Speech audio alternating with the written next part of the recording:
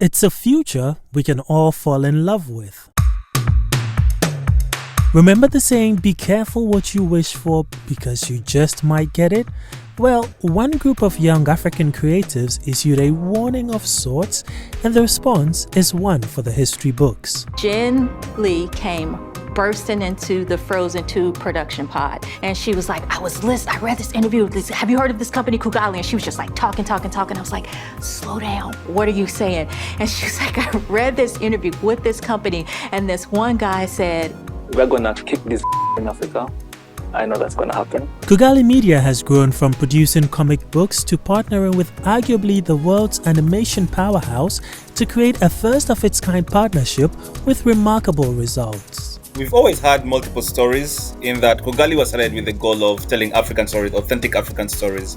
And the first avenue we explored was comic books. And matter of fact, by that time, I think between the comic books we made and published, I think we had over 20 books at that time. We've always had many comic books. Iwájú was a completely original IP in terms of idea. The creators of the sci-fi animated miniseries Iwájú tell us more about their inspiration for the show set decades in the future, yet embodies the essence of the Lagos we know today. And all rise. Are you sure you want to go to court? I mean, really sure?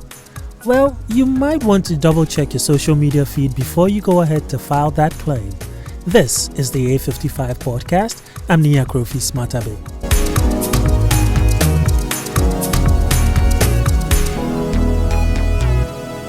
Hello and welcome to another episode of the A55 podcast. It's great to reconnect with you again this week. If you aren't already following this podcast, this is a good time to hit the follow or subscribe button to be among the first to get notified when a brand new episode like this one drops. And while you do that, do take a moment to leave a review for us to let us know what you think about the show. You can easily share your views with us also on social media. On X and Instagram, we are at A55pod, and search for A55 Podcast on Facebook. As always, let's set the ball rolling with a proverb, this time from Cameroon. Here's Gertrude Davison Tete. A chattering bird builds no nest. Thanks, Gertrude. Imagine for a moment that it's 2074 and you live in a city in a country in Africa. What do you see in your mind's eye as you picture that city or country 50 years from now? Does it look any different from what it looks like today? If you didn't conjure up any image, no worries, let me try to paint you a picture. Imagine living in an Africa where the cities are filled with every technology imaginable and tons of skyscrapers. And I'm not just talking about ordinary tall buildings rising endlessly toward the sky. Imagine these structures as skillfully crafted pieces of art, like the ones you see at the art markets or at the galleries. Now, I know that may sound a bit far-fetched, but in the world of make-believe, is that though? In the new Disney Plus animated miniseries, Iwájú, Nigeria's popular city, Lagos, is given a futuristic treatment. This includes the sculpted skyscrapers I referenced moments ago, as well as tech companies and a sci-fi favorite, flying cars. Iwájú is the brainchild of three young African creatives, Olufikayo Adeola, also known as Ziki, Toluwalakin, Olowofoyeku or Tolu, and Hamid Ibrahim. The three, all comic book fans, had been creating their own comic strips when they were interviewed by the British broadcaster BBC in 2018. Hamid famously and boldly declared then, I keep telling people this and they laugh at me, but we're gonna kick Disney's ass in Africa. I know that's gonna happen.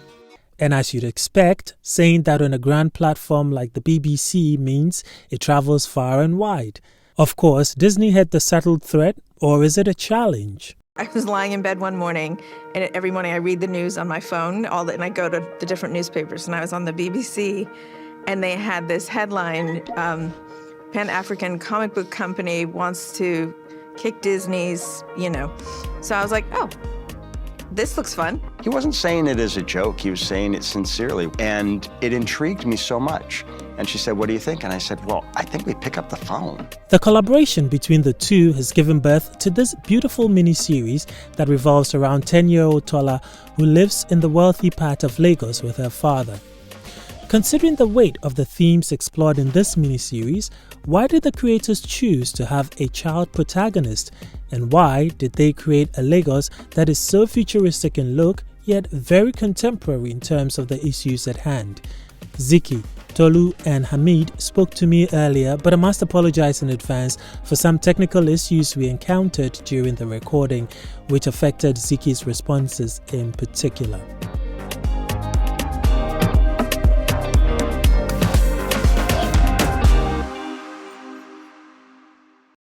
Hamid, Tolu, and Ziki, thank you very much for joining us on the A55 podcast. Thank you for having us. All right. So let's start this way. Maybe Tolu, you can tell us, what does the name Iwájú mean? And then also if you can give us an idea of how far in the future this show is set. Yeah. So Iwájú is set roughly 100 years in the future. And we coined the name from the Yoruba phrase, Ọjọ́ Iwájú. Ọjọ́ Iwájú means the day ahead or the day in front. So roughly you can just say it means the future. Okay, great. And Hamid, you famously have not held back from remind all of us how he famously called out Disney in 2018, and then which led to them reaching out, and then now we have Iwájú on Disney. But I know you guys you had some comic strips going on at the time, right? Was it Iwájú, or were you working on something completely different at the time? We've always had multiple stories in that Kugali was started with the goal of telling African stories, authentic African stories. And the first avenue we explored was comic books. And matter of fact, by that time, I think between the comic books we made and published, I think we had over 20 books at that time, if I'm thinking correctly. Yes, so we've always had many comic books. Iwájú was a completely original IP in terms of the idea. By the way, in terms of the first, this one, it's hard to confirm, but apparently Iwájú might also be the first time Walt Disney Animation has created an IP not based on an existing IP. So that's an interesting one as well. So we'll see Not an about that IP, one. what it means is a series. Like every time Disney Series, yeah? has done a series, like the Baymax series, that's based on one of their feature films, Big Hero 6. So this is their first series that is not based on a feature film. That was what I meant. Got Okay. it. But yeah, Hamid, keep going. Yeah, I think, but I think I answered the question already, isn't it? Yes, because I wanted to know if you guys were working on Iwájú at that time, or if it is something that came on afterwards. No. Yeah. Once we had the conversation with Disney Animation concerning the potential to collaborate, we pitched them 3 completely original ideas because we knew from the get-go that they didn't want to do one of our existing comics. So we pitched 3 original ideas and they picked one. Okay, great. So you have a 10-year-old girl, Tola, who is like the central character in this series. So you want to see the real Lagos? Yes. No wahala, but you have to do what I say. You. Deal. And I was just curious about why you guys decided to build this futuristic Lagos story about a 10-year-old and her friend who actually is more like an employee of her father. Yeah, so that was based off the themes of the story. Ziki obviously is a writer on this bit. And one of the themes I wanted to explore was innocence versus experience. And obviously, to really capture that, you have to have somebody who is innocent. And what best other than a young girl? Now, the story evolved in that nature where it ended up Tola being around the age. So innocence versus experience was one thing for sure I wanted to explore. And then in terms of the relationship she has with Kole, that's a bit of another theme, which is also challenging the status quo and also inequality. So they come from 2 completely different walks of life. And just from Tola being the energy she is, pretty much as Ziki says, in this story, it's almost like Tola, this young girl, is almost adding hope to the 3 jagged men and kind of making them believe and hope again, in that she has a very positive outlook to life. So something with Kole, something with Tunde, with Bode not as much, he still stays on his lane. But if you watch the show, you'll notice that distinct thing where her approach to life, because she's innocent, she tends to look at it how life should be versus how it is. But everybody else around her is kind of accepting life on how it is at the moment. So that's why it's a 12. That's why it's a young girl as well, and that's why the relationship is there between the two of them. Great. And one other theme also that shows, I think you probably mentioned it, the inequality gap and the class thing, which it's kind of very pronounced in Nigeria too. And we have Tunde, that's Tola's father, who grew up in Ajekunle, but then once he became this wealthy tech guy, moved to the islands. Why did you choose to address this also as part of the show? So the original inspiration for Ziki, actually, directly, I wish he would talk for himself, but obviously internet issues here. The original inspiration for Ziki here was actually the fact that in Lagos there's an island and a mainland. And that's a really existing thing. And a lot of places in the world, there is always a socio-economic divide. But in Lagos, it's unique in that the geography of the place kind of upholds that in a way. So you have most of the wealthy people in an island and unwealthy people in the mainland. And that tends to be something you'd see in fiction or sci-fi itself. You'd be like, oh, it's a sci-fi world. They separated them. In Lagos, it actually exists there. And that was super intriguing to Ziki when he was doing this version of the story. And that's why we have that exploration of the mainland island. It was one of the first things that actually popped up that was very like, that's very odd in terms of something that exists today. Maybe Tolu, you can take this question. I noticed one thing in the story which I laughed about, and I enjoyed it really, that even though this is set very far in the future, we still see that NEPA is giving Nigerians wahala. We still see that the Lagos traffic is not something they've gotten rid of. But of course, for the rich people, they have their flying cars, so they can avoid the Lagos traffic. Oh, we're going to be late. Lagos traffic is no respecter of persons. But then the everyday people, they are still having to deal with this particular issue. So I was just wondering, some would have decided, since we're doing this, we're telling the story of Lagos in the future, 1,500 years in the future. NEPA, we don't want to say NEPA is still a problem. We don't want to say Lagos traffic is still a problem. But you guys decided to keep that. Why? Okay, so this was very easy. It was the direction we chose to go in very early on. That we wanted to be recognizably Lagos. We wanted to feel like Lagos. So even though we were setting it in the future, we did not design an idealistic Lagos or what we hope Lagos will be like in the future. Obviously, we don't want NEPA to still be taking light 100 years from now. That would be frustrating. But what we did was we said, okay, what makes Lagos? What makes it what it is right now? Let's exaggerate all those things into the future.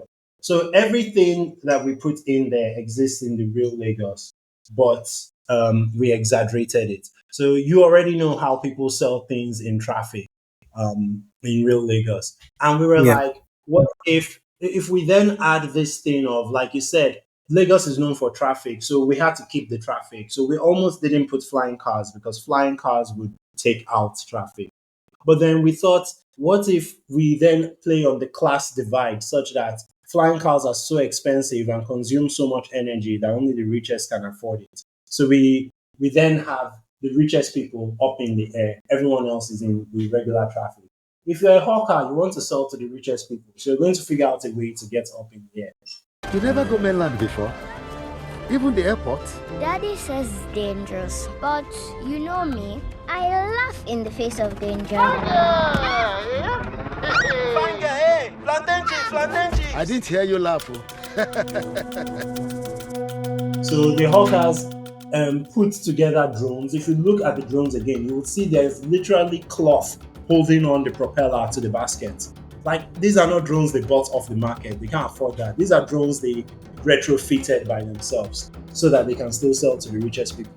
And in the markets, when you see the people carrying things on their head to sell, sometimes they're carrying 2 or 3 layers of things because they are wearing exoskeletons that allow them carry even more weight. Even though in real life Lagos, people carry things on their head to sell. So we just exaggerated everything by setting it in the future, but we did not take out anything that exists. We wanted to keep it recognizable.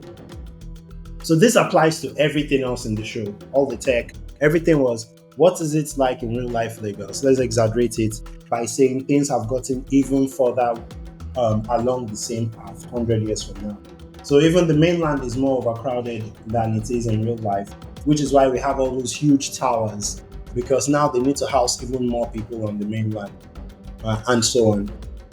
That's interesting also, because it still shows us that level of distinction between the classes that Hamid was also talking about earlier, because we see the flying cars look much sleeker and different from the cars in Lagos. It's the mainland itself with the crowded place and even the drones, as you also pointed out. Hamid, okay, go ahead. To be fair, that's more world building. That was more on my side about the way. I'll give you the general philosophy, which started from the beginning. It was actually right in the beginning in terms of the world. Was we did not want to lose the soul of the place, and often if you just use your sci-fi trope and blend it with a place, you dilute it a little bit. So we did not want to blend and dilute. We wanted to kind of exaggerate and grow from where Lagos is today to the future, and wanted to make sure all the mechanisms of the world work all the way across it. So that's how I put it. A kind of philosophical way of looking at Iwájú was that. Now that's a very different approach than most sci-fi, and I know I've been asked that question again from a philosophical perspective of if you're doing it this way, because most people look at the future and infer to it as creatives are trying to show what they think Legos will be like in the future. In this case, this was not us trying to show you what we think Legos will be like in the future. This was us trying to maintain the soul of Legos and create a future at the same time. So in other words, the Legos people know today and show a future of that. But if you look at Legos 100 years back from today versus today, it's a very different place. Obviously, in the future, 100 years will be very different. But in our world, it's quite similar still, because we wanted to maintain the soul. When the people who are Nigerian, who are from Lagos, Nigeria, to look at it and really feel like, oh my God, this guy's actually caught Nigeria. They actually managed to capture it. That was kind of the mental space. Okay. And one thing also that I appreciated watching the show is how each episode gave us a backstory of each of the main characters. Was that deliberately made? Ziki?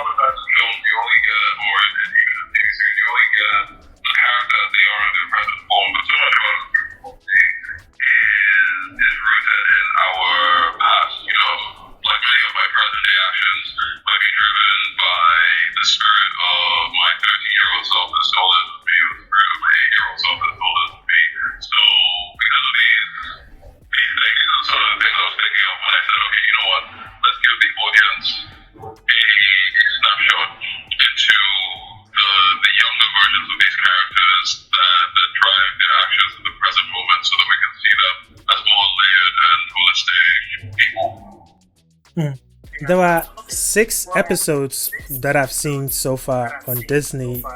Is that all we can expect for season 1, or are there a few more episodes coming up in season 1? And should we expect a season 2? Yes, it's only 6 episodes. It's a limited series. So it's a limited series. So there is no season 2, at least as per right now. It's not been discussed yet, as per right now. So limited series, 6 episodes. Although there's many ways you can kind of explore the Iwájú world. I know we're gonna release like a junior novel of it. There's also gonna be a release. There's already a release of Iwájú game. It's a cooking game, kind of to explore the food. It's on the Play Store and App Store, so you can explore it over there. So as per right now, there's no season 2. But as I like to say, let's see what happens. We don't know what's gonna happen. It's been very well received, so let's see what happens. Well, that's fair. We'll take that for now. We'll take what we can get for now. Yeah. Well, Hamid, Tolu, Ziki, we want to thank you very much for your time with us on the podcast today. All right. Thank you for having us. So as you heard, Iwájú is a mini-series, but of course we'll be looking out for more works from the stables of Kugali Media. And in case you're not aware, Iwájú premiered on Disney Plus in the US in March this year. It will be available from April 22nd for viewers in Africa, with a special marathon set for April 27th starting at 2 p.m. Central African Time or 1 p.m. West African Time. So you might want to check your local listing to see when it's available to you.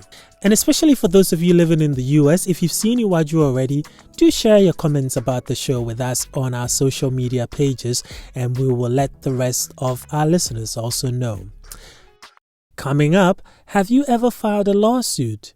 If so, was it to seek genuine redress, which I think is why the courts exist, right? Or were you one of the many people who keep trying to test the law to see how much you can get away with? Before You Go is next. And before you go, I have never had reason to sue anybody, at least not yet, so don't try me. So I may not know a lot about what motivates people to make filing a lawsuit their first or maybe ultimate line of action. But if there's one thing that has kept me from filing a lawsuit, it's knowing that I'll have to cough up a lot of money to pay my lawyer. But apparently I'm in the minority, I guess, when it comes to that. Order in the court. A 36-year-old Irish woman, Camilla Grabska, filed a claim against an insurance company after claiming the injuries she sustained from a 2017 car accident left her with a disabling condition that made her unable to work for more than 5 years. Now, the mother of two told the court she experienced constant pain due to the injuries to her back and neck, and that some days the pain was so excruciating that she couldn't get out of bed. She also said she couldn't even play with her children or lift a heavy bag without suffering a shooting pain. Her claim against the insurance company was for the loss of past and future earnings, according to media reports. Since her accident, she did what anyone with a disabling condition would do, right? She quit her job and started receiving disability payments. But that wasn't all. Camilla Grabska also filed a £650,000 lawsuit, which is a little over $800,000, against the insurance company. Makes sense, right, if you ask me? But unfortunately for her, the lawyers for the insurance company understood the assignment, as they say, and came to court with receipts. They uncovered photos and videos that contradicted Camilla's testimony about her injuries. In a photo which was also published in a national newspaper, Ms. Grabska was seen competing in the Christmas tree throwing contest in 2018. Not only was she seen throwing a 5-foot tree at the charity event, guess what? She actually won the contest. And remember this event was in January 2018 and her accident was in 2017. That's not all. There was also video evidence of Camilla training her dog in the park for over an hour. So, the judge dismissed Camilla Grabska's claim in part due to, quote, the graphic nature of the image. The Irish Independent newspaper quotes the judge as saying, "It is a very large, natural Christmas tree, and it is being thrown by her," which is Camilla, "in a very agile movement. I'm afraid I cannot but conclude the claims were entirely exaggerated. On that basis, I propose to dismiss the claim." Camilla Grabska has denied faking her injuries, telling the courts that she was, quote, trying to live a normal life and that she had still been in pain despite looking happy in the photograph. So I'm assuming the photographer and maybe the newspaper are to blame for publishing the image of that brief moment she smiled through her pain, right? The one thing I'm taking away from this story: be careful what you post on social media. As the saying goes, the internet never forgets. And in a world full of internet sleuths, there's no saying what the party in your case might uncover when they start prepping their defense. I'm wondering, should Camilla Grabska appeal the judge's ruling? Does she even stand a chance if she does that? I mean, $800,000 is a lot of money to lose, if you know what I mean. Hit us up on social media at A55pod and let us know what you would do if you were in Camilla's shoes. Anyway, that's our show for today. A big thank you to Ziki, Tolu and Hamid for joining us on the show. Special thanks to my producer Gertrude Davison Tete and Brydra, our social media coordinator. Don't forget to rate our show and also check out our social media pages for more trivia and news. I'm Nia Profis Matabe. Speak soon.